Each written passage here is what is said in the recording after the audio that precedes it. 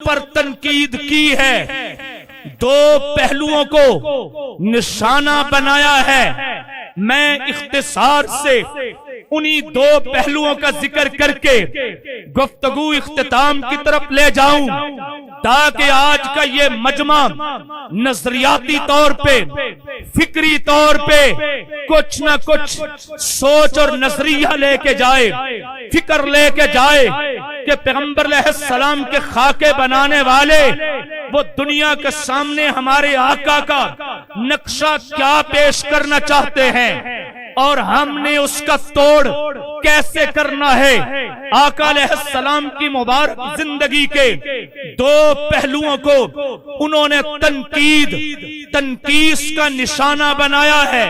ایک پیغمبر علیہ السلام کی جہادی زندگی اور ایک پیغمبر علیہ السلام کی ازدواجی زندگی۔ دو لفظ، ایک جہادی زندگی اور ایک ازدواجی زندگی۔ آقا علیہ السلام کی جہادی زندگی کو عنوان بنا کے وہ دنیا کو پیغام یہ دینا چاہتے ہیں کہ معاذ اللہ، مسلمانوں کے پیغمبر نے دنیا میں تشدد کو جنم دیا ہے، مسلمانوں کے پیغمبر نے دنیا میں لڑائی کو عام کیا ہے۔ معاذ اللہ، وہ پیغام یہ دینا چاہتے ہیں دنیا میں جنگ اس کو پھیلانے والے مسلمانوں کے پیغمبر ہیں۔ احباب کرام، دوسری طرف وہ میسج یہ دینا چاہتے ہیں کہ معاذ اللہ تعالی، مسلمانوں کے پیغمبر، انہیں عورتوں سے دلچسپی تھی، اس لیے انہوں نے اپنے حرم میں 11 بیویاں رکھی، 11 نکاح رکھے۔ وہ ان دو پہلوؤں کو عنوان بناتے ہیں۔ یہ عنوان بنانے کا ان کو حوصلہ کیسے پڑا، جرت کیسے پڑی؟ اس حوصلے اور جرت کے پیچھے معاف کرنا بہت زیادہ ہماری کمزوری ہے۔ میرے منبر و محراب کا عمل دخل ہے، اس لیے کہ ہم نے اپنے آقا کی ہر شے کا دفاع کیا، نماز کا دفاع کیا، نماز کے فضائل پہ کتابیں لکھ دی۔ ہم نے اپنے آقا کے روزے کا دفاع کیا، روزے کے فضائل و مسائل پہ کتابیں لکھ دی۔ ہم نے آقا علیہ السلام کے سر مبارک پہ آنے والے امامہ کی عظمت کو اجاگر کیا، تو امامہ کے فضائل و مناقب پہ کتابیں لکھ دی۔ لیکن اگر کنارہ کیا تو نبی کے جہاد سے کنارہ کر لیا۔ پیغمبر کی جہادی زندگی نہ میرے منبر کا موضوع بنی، نبی کی جہادی زندگی نہ میرے درس کا موضوع بنی، نبی کی جہادی زندگی نہ آج ہماری کتابوں کے نصاب کا حصہ بنی کہ مسلمان سکالر آگے بڑھتے، مسلمان قلمکار آگے بڑھتے، مسلمان دانشور آگے بڑھتے، مسلمان فلسفی آگے بڑھتے۔ وہ آگے بڑھ کے دنیا کو بتلاتے میرے نبی بدر میں آئے تو بدر میں آ کے انسانیت کو کیا فائدہ پہنچایا، میرے نبی احد میں آئے تو ظلم کا راستہ کیسے روکا، میرے پیغمبر احزاب میں آئے تو ظالم کے پنجے کیسے کاٹے، میرے پیغمبر خندق میں آئے، خیبر میں آئے تو خیبر میں آ کے اس دور کے طاغوت اس کا سر کیسے کاٹا، میرے پیغمبر تبوک میں گئے، تبوک کی طرف جا کے دنیا کے طاغوت کا راستہ کیسے روکا۔ ضرورت تھی کہ ہم پیغمبر کی جہادی زندگی کا دفاع کرنے والے آتے، ہم نبی کی جہادی زندگی کے اوپر مقالے لکھتے، ہم پیغمبر کی جہادی زندگی پہ پی ایچ ڈی کرتے، ہم پیغمبر کی جہادی زندگی پہ بڑے بڑے فلسفوں کو دعوت دیتے، تاکہ دنیا کو یہ سمجھ آتی نبی کا جہاد فساد کے لیے نہیں، کائنات میں قیام امن کے لیے تھا۔ کس لیے تھا؟ قیام امن کے لیے۔ گڑی حبیب اللہ کے دوستو، میرا یہ حسن ظن ہے کہ میرا مجمع تعلیم یافتہ ہے، وہ کسی نظریے اور سوچ پر غور و فکر کر سکتا ہے۔ میں ایک لفظ پوچھنا چاہوں گا آپ سے، کسی شخص کے دماغ میں کینسر ہو جائے، ہو جاتا ہے کہ نہیں؟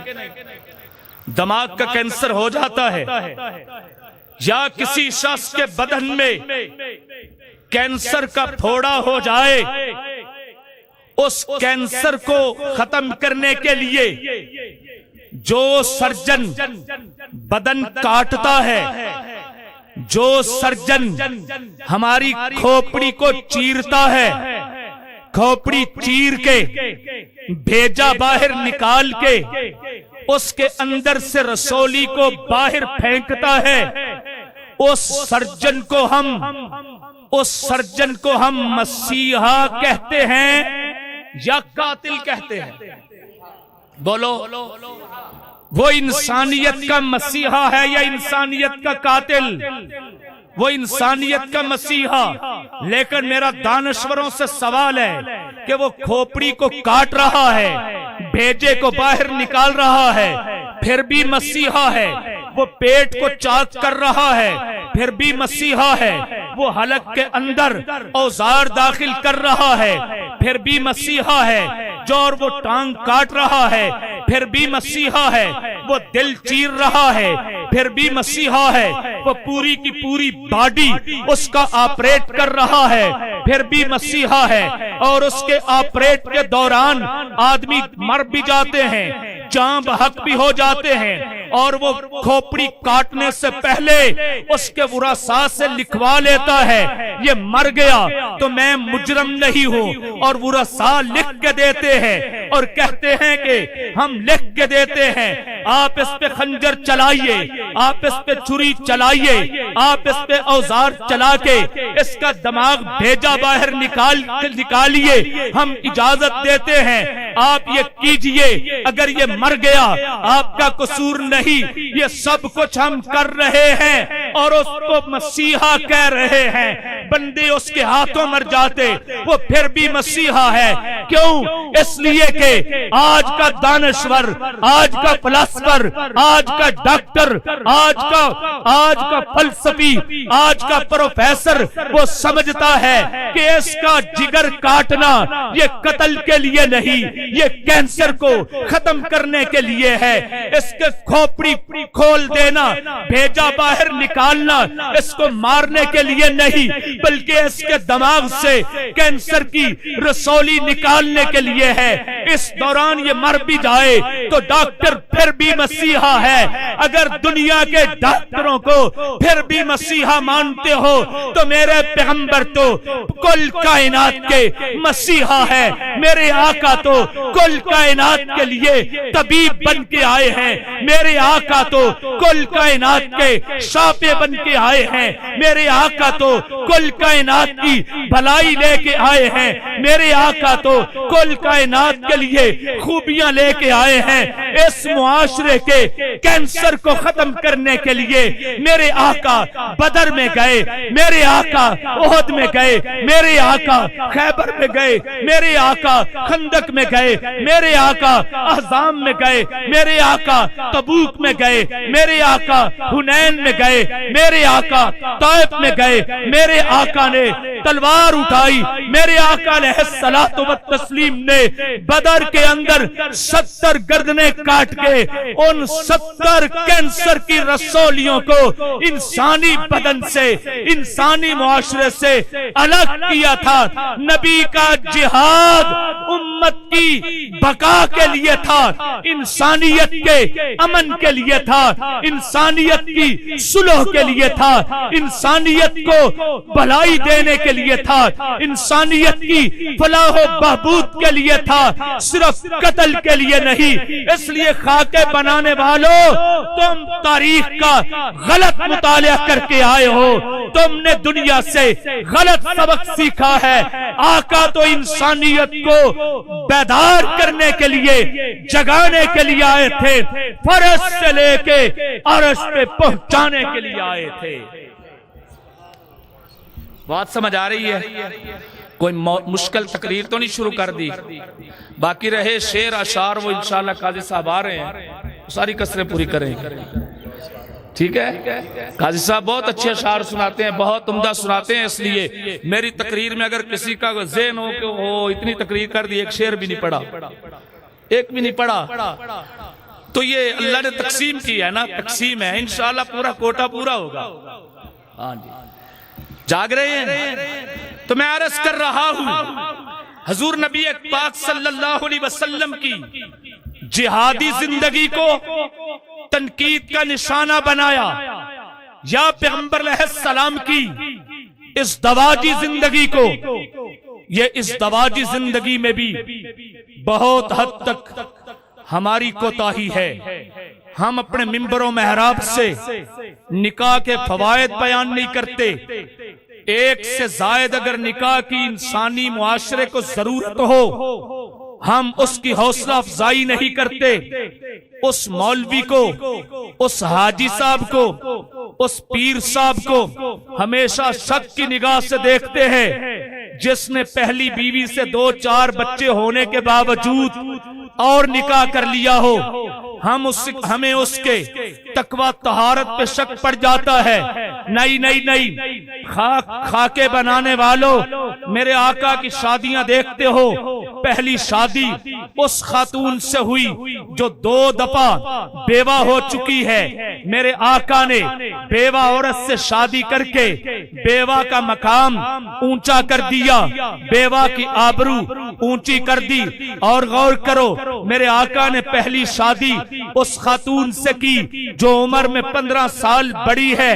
تو آپ علیہ السلام نے بڑی عمر کی عورتوں کی عزت افزائی فرمائی. آقا علیہ السلام نے دوسرا نکاح حضرت سودا بنت زمعہ سے کیا جو طلاق یافتہ عورت تھی. آپ نے طلاق یافتہ عورت کے ساتھ نکاح کر کے طلاق یافتہ عورت کو معاشرے میں جینے کا حق ادا کیا، معاشرے میں جینے کا مقام عطا کیا. یہ ایک طویل عنوان ہے کہ پیغمبر علیہ السلام کی 11 شادیوں سے انسانیت کو کیا آبرو ملی، عورتوں کو کیا مقام و مرتبہ ملا، عورتوں کو کیا عفت و عصمت ملی. حضور صلی اللہ علیہ وآلہ وسلم کی وہ زندگی، جہادی زندگی بھی بے مثل ہے، ازدواجی زندگی بھی بے مثل ہے. لہذا خاکے بنانے والے انشاءاللہ وہ خاک میں ملیں گے. انبیاء کی توہین و تنقیص نہ کسی مذہب میں جائز ہے، نہ دنیا کے کسی قانون میں جائز ہے. لہذا یہ خاکے بنانے والے مذہب کے بھی دشمن ہیں، آئین کے بھی دشمن ہیں، قانون کے بھی دشمن ہیں، دستور کے بھی دشمن ہیں. لہذا یہ صرف مسلمانوں کے مجرم نہیں، پوری انسانیت کے مجرم ہیں، پورے انسانی حقوق کے مجرم ہیں. انسانی حقوق کی دنیا بھر کی تنظیمیں بلا امتیاز مذہب ان فرانس والوں کے خلاف ایک ہو جائیں، ایک ہوں گی تو ان کی انسانیت باقی ہے. اور اگر ان کے ضمیر مردہ ہو چکے ہیں تو پھر یاد رکھو، سن لو، بتلا دو گستاخ نبی کو غیرت مسلم زندہ ہے. مسلمان کا ضمیر مردہ نہیں ہوا، مسلمان جہاں بھی ہے سراپا احتجاج ہے. اور یہ پیغام دے رہا ہے. آج ہم 13 ربیع الاول کی تاریخ میں گڑی حبیب اللہ کی مرکزی عیدگاہ کے گراؤنڈ میں اس بات کا اعلان کرتے ہیں، ہم پیغمبر کی جہادی زندگی کو برحق سمجھتے ہیں. نبی کی جہادی زندگی دہرانے کا ہمیں موقع ملا. اگر آج بدر قائم ہوا، ہم آج بھی بدر قائم کریں گے، آج بھی احد قائم کریں گے، آج بھی خیبر خندق قائم کریں گے، آج بھی ہم سارے میدان قائم کریں گے. ہم ماننے والے ہیں حضرت ابو بکر صدیق کے جنگ یمامہ کا نقشہ اگر بنا تو جنگ یمامہ کا نقشہ پھر پیش کریں گے. ہم ماننے والے ہیں حضرت عمر فاروق کے اگر آج بھی کیسر و کسرا کا آنکھوں میں آنکھیں ڈال کے دریائے دجلہ و فرات کو پار کرنا پڑا تو ہم پار کریں گے. ہم حضرت عثمان غنی کے ماننے والے ہیں. اگر ہمیں قسطنطنیہ کی طرف تیاری کے لیے جہاز بنانے پڑے تو آج بھی ہم تیار ہیں، بنائیں گے. یہ سارا مجمع حضرت حیدر کرار کو ماننے والا ہے، یہ سارا مجمع حیدری ہے. آج بھی اگر انہیں کسی باطل قوت کے خلاف آواز اٹھانی پڑی تو انشاءاللہ یہ آواز اٹھائیں گے. یہ سارا مجمع، یہ سارے کا مجمع، سارا مجمع حضرت امام حسین کا نام لیوا ہے. یہ حسینی ہے. انہیں آج کسی کربل میں جانا پڑا تو حضرت امام حسین کی سنت ادا کرتے ہوئے یہ کربل میں جائیں گے. یہ طاغوت کی آنکھوں میں آنکھیں ڈال کے امام حسین کی طرح گردن کٹوانی پڑی تو یہ گردن کٹوائیں گے. کنبا قبیلہ فدا کرنا پڑا تو فدا کریں گے. یہ سارا مجمع حسینی ہے، حسین کے نام لیوا ہیں. اور آگے چلیے، یہ سارا مجمع حضرت معاویہ رضی اللہ تعالیٰ عنہ کو ماننے والا ہے. ان کی عظمت، ان کی منقبت، ان کے فضائل، ان کی سیاست کا قائل ہے. حضرت معاویہ نے جس طرح اپنے دور میں 64,65,000 مربع میل پہ اسلام کا جھنڈا لہرایا تھا اور یورپ کی آنکھوں میں آنکھیں ڈالی تھی. فرانس والوں، تم حضرت معاویہ کو انشاءاللہ نہیں بھول پاؤ گے. ہم حضرت معاویہ کے ماننے والے ہیں. روڈس کے فاتح حضرت معاویہ ہیں، قبرص کے فاتح حضرت معاویہ ہیں. دنیا کی نصف سے زائد خطے کے اوپر اسلام کا جھنڈا جہاد کی طاقت سے لہرانے والے حضرت معاویہ ہیں. یہ حضرت معاویہ کا لشکر آج بھی زندہ ہے. کردار دہرانا پڑا تو دہرائیں گے.